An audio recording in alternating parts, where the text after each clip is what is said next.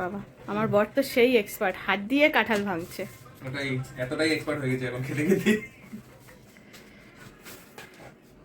তাই যে এটা হচ্ছে আমার মামা বাড়ির গাছের কাঁঠাল, তাই তো?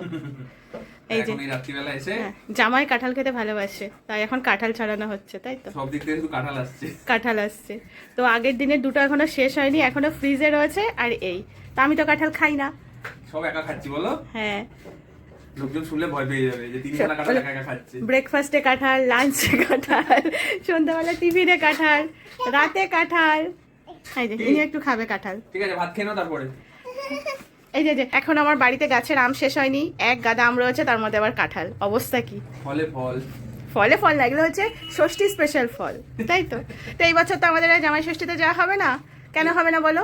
আমার অফিসের প্রোগ্রাম আছে আর কি। হ্যাঁ, যার জন্য এবছর আমাদের আর ষষ্ঠী গেল। তো এই বাড়ি বসে বসে কাঁঠাল খাও, আম খাও, ষষ্ঠী পালন করো। চিড়ে তো খোঁজো তো খাওয়া হয়েছে। হ্যাঁ, ওটা আমরা ব্রেকফাস্ট করেছিলাম আজকে। তাই যাই হোক, মানে একটু একটু করে হচ্ছে পালন, তাই তো? হ্যাঁ। ইস বাবা, আমার দেখে কিরকম হচ্ছে, আর দেখো কত আনন্দের সাথে মানে কাঁঠাল ভাঙতে। ওই কাঁঠাল ওইখানে ভাঙছে আর এইখানে গন্ধে আমার পেটের মধ্যে মোচড় দিচ্ছে। কিরে, তুই একটু খাবি নাকি? ও তো পাগল হয়ে যাচ্ছে খাওয়ার জন্য।